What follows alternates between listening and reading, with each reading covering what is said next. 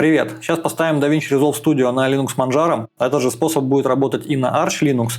И решим пару-тройку проблем, которые бывают на Linux, а именно отсутствие звука в файлах MP4, MOV с кодировкой звука AAC, также создание автосубтитров и такой момент, когда клавиатура не работает в DaVinci Resolve по какой-либо причине. Решим с помощью баш-скриптов, чтобы они удобно запускались и нормально работали. Для тех, у кого DaVinci уже установлен и интересует только решение для автосубтитров и кодировки, есть тайм-коды, там мы уже переходим к работе со скриптами. Но мы пока поставим программу.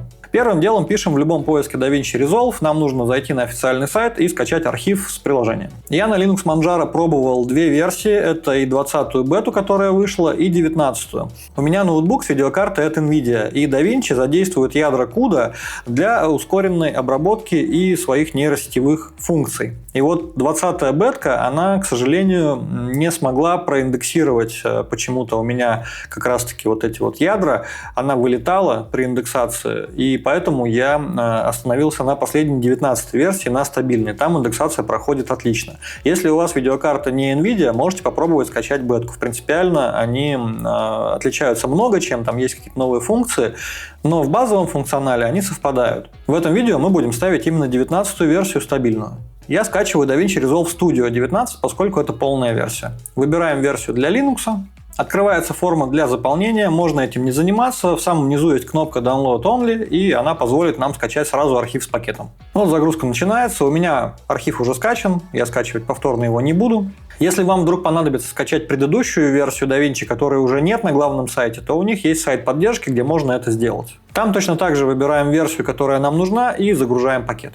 После загрузки получаем вот такой вот файл архива. Я рекомендую распаковывать его через приложение PiaZip. Я этим приложением давно пользуюсь, доволен, распаковывает быстро, ошибок у меня не было.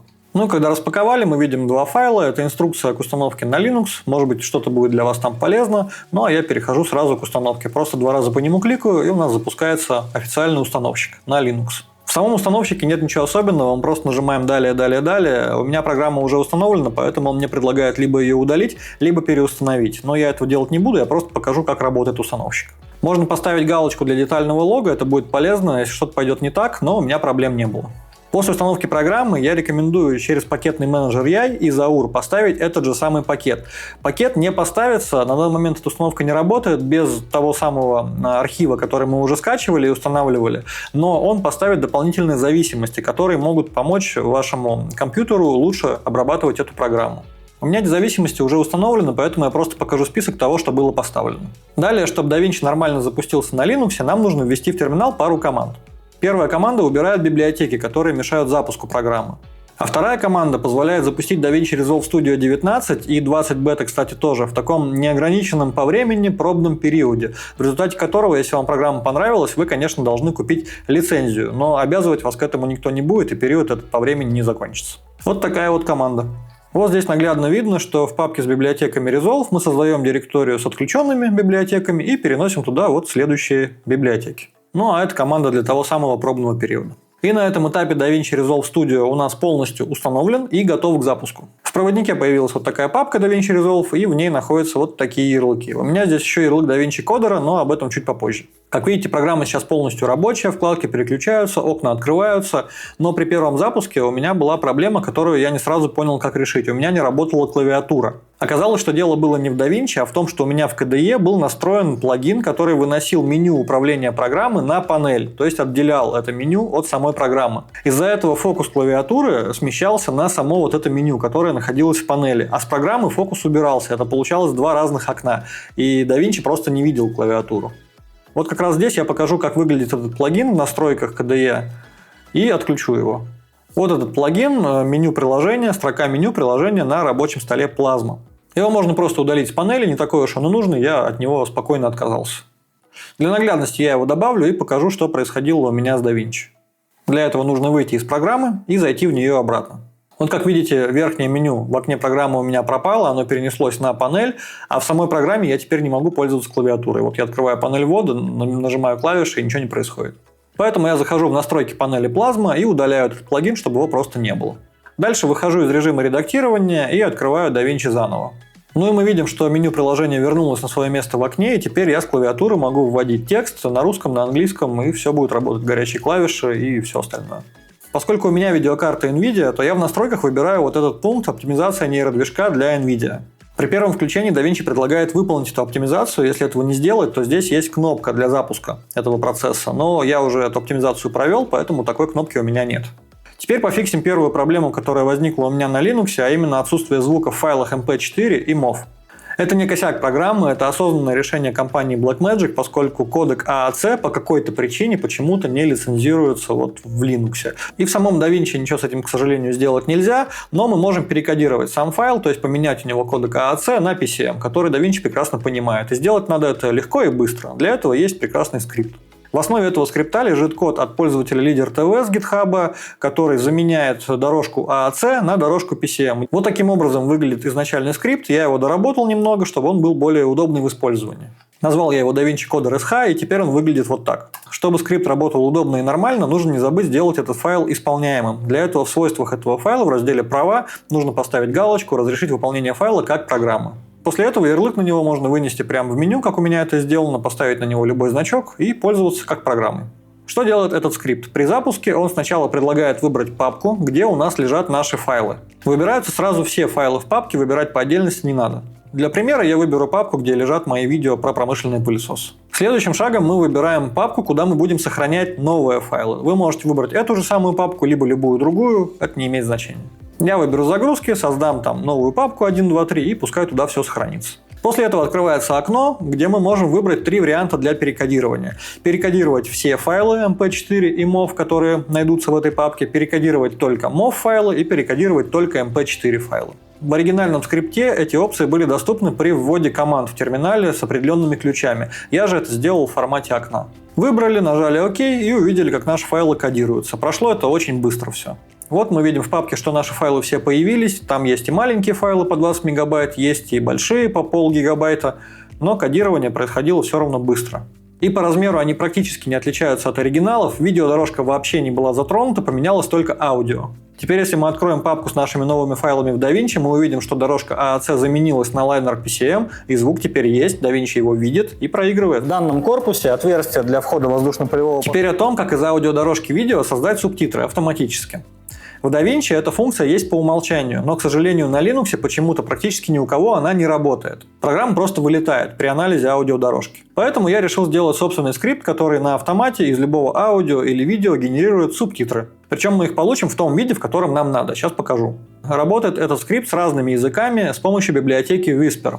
И для того, чтобы это работало стабильно и относительно быстро, библиотеку, конечно, придется скачать на компьютер. Займет порядка 5 гигов, но функционал, поверьте, того стоит. При первом запуске скрипта AutoSubs у вас создастся вот такая вот скрытая папка WhisperEnv. У меня ее видно, потому что я включил показ скрытых файлов. Абсолютно все, что скачает скрипт, будет в этой папке. Нигде в системе он не намусорит. И в дальнейшем, если вы перестанете им пользоваться, вы сможете просто это все легко удалить.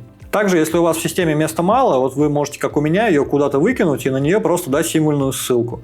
И скрипт тоже будет работать. При дальнейших запусках он уже не будет заново все скачивать, он будет видеть, что папка уже скачана, и всю информацию будет уже брать из нее. Для работы скрипта у вас, конечно же, должен быть подготовлен аудио либо видеофайл, откуда вы будете доставать текст, и вы должны примерно понимать, какого вида субтитры вы должны получить на выходе. Скрипт работает на базе Whisper, поэтому он сначала создаст SRT, в котором предложения расписаны прям вот полноценно, со знаками препинания в начале, в середине предложений, с большими буквами, с маленькими буквами, в общем, все как положено. Но мы сразу при старте скрипта выбираем тот вид, который нам будет нужен. То есть мы не думаем о том, какой там изначально будет файл. Мы сразу задаем те параметры, которые мы хотим видеть в наших субтитрах.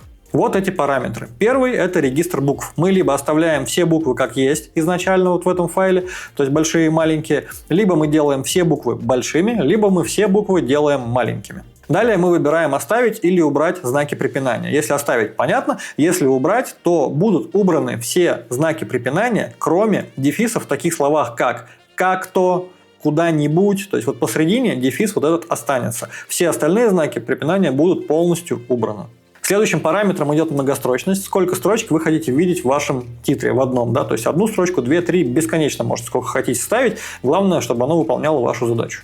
Поставим 2 строчки. Далее очень важный параметр – максимум слов в строке, то есть сколько слов будет в вашей строке. Если это какой-то там Reels, соответственно, слов будет мало. Если вы хотите делать субтитры для какого-то большого видео, то слов будет, наверное, побольше. Здесь есть важный момент. Если строчка заканчивается предлогом коротким, до 3 букв, там, в, на, под, то скрипт работает так, что этот предлог он перенесет на нижнюю строчку. Таким образом, у вас может быть в строке в верхней 3 слова, но в нижней получится 4, потому что, если мы выберем 3 слова, да, то есть в данном параметре, потому что предлог перенесется с верхней строки. Это бывает, ничего в этом страшного нету, слово будет короткое, то есть он не сильно расширит вам, скажем так, строчку, но при этом читабельность субтитров возрастет, поскольку предлог, перенесенный, соответственно, на нижнюю строчку, он более удобно позволяет прочитать суть предложения. Надеюсь, понятно объяснил. Дальше будет пример, там увидите все. Я выбираю 3 слова. И последний параметр – это максимум символов в строке. Я не рекомендую что-то сюда вводить, если вы выбрали ограничение по количеству слов. Этот параметр используется под конкретную задачу. Если вы до этого уже задали количество слов, то, наверное, вам этот параметр, скорее всего, не нужен. Поэтому поставьте 0. Но если вы все-таки хотите ограничивать количество символов в строке, тогда не задавайте количество слов. Потому что параметр работает так. Вот, например, вы ввели 15 символов. Если у вас слово попадется, которое длиннее 15 символов, то скрипт выдаст ошибку. Но если вы, например, зададите 35 символов, чтобы вписать текст в какую-то рамку, да, то у вас ошибки не будет, скорее всего, потому что длиннее 35 символов вряд ли будет такое слово. Но если будет, будет ошибка. Поэтому проще задать до этого количество слов, а здесь поставить 0. На следующем шаге мы выбираем наш один аудио либо видеофайл, из которого мы будем генерировать автоматически субтитры по аудиодорожке. Потом, конечно же, мы выбираем папку, куда мы будем сохранять наш файл субтитров, и начинается работа скрипта. Так как у меня уже все скачано, то у меня проверяется виртуальное окружение, вот это вот, где у меня все файлы скрипта, он его находит и сразу запускает генерацию субтитров. Но если у вас это первый запуск, то сначала будет все скачиваться. Скачиваться будет порядка 7 гигабайт, потом останется 5 гигабайт для нормальной работы скрипта, но при скачивании будет изначально 7, потом можно будет 2 гига почистить. Важно сказать, что если у вас видеокарта NVIDIA, как у меня, то он сразу скачает дополнительные пакеты, позволяющие работать быстрее через CUDA. Если же не NVIDIA, то скачается поменьше. И второй важный момент, что Whisper работает на Python 3.10, поэтому Python 3.10 нужно поставить в систему заранее. Скрипт его сам ставить не будет.